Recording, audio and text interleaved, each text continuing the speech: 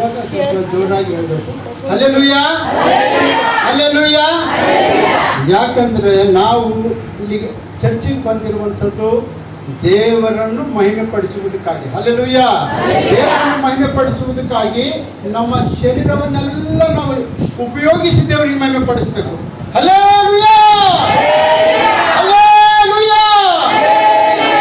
ದೇವರ ನಾಮಕ್ಕೆ ಸ್ತೋತ್ರವಾಗಲಿ. ಈ ದಿನದಲ್ಲಿ ನನಗೆ ಒಂದು 10 ನಿಮಿಷ ಮಾತಾಡುವುದಕ್ಕಾಗಿ ಅವಕಾಶ ಮಾಡಿಕೊಟ್ಟಂಥ ದೇವರ ಸೇವಕರಿಗೆ ಥ್ಯಾಂಕ್ಸ್ ಹೇಳ್ತೇನೆ ಮತ್ತು ಅವಕಾಶ ಮಾಡಿಕೊಟ್ಟಂಥ ದೇವರಿಗೆ ಮಹಿಮೆ ಸಲ್ಲಿಸ್ತೇನೆ. ಹಲ್ಲೆಲೂಯಾ.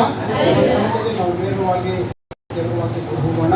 ಯಾಕಂದರೆ ಸಮಯ ಬಹಳ ಕಡಿಮೆ ಇರುವುದರಿಂದ ನಾವು ಇಲ್ಲಿ ನ್ಯಾಯಸ್ಥಾಪಕರು 16ನೇ ಅಧ್ಯಾಯ 25ನೇ ವಚನದಿಂದ 23ನೇ ವಚನದಿಂದ ನೀವು ಪ್ರಾರ್ಥನೆ ಮಾಡಿ ದೇವರೇ ನಮ್ಮೊಟ್ಟಿಗೆ ಮಾತಾಡುವಂತೆ ಪ್ರಾರ್ಥನೆ ಮಾಡಿ.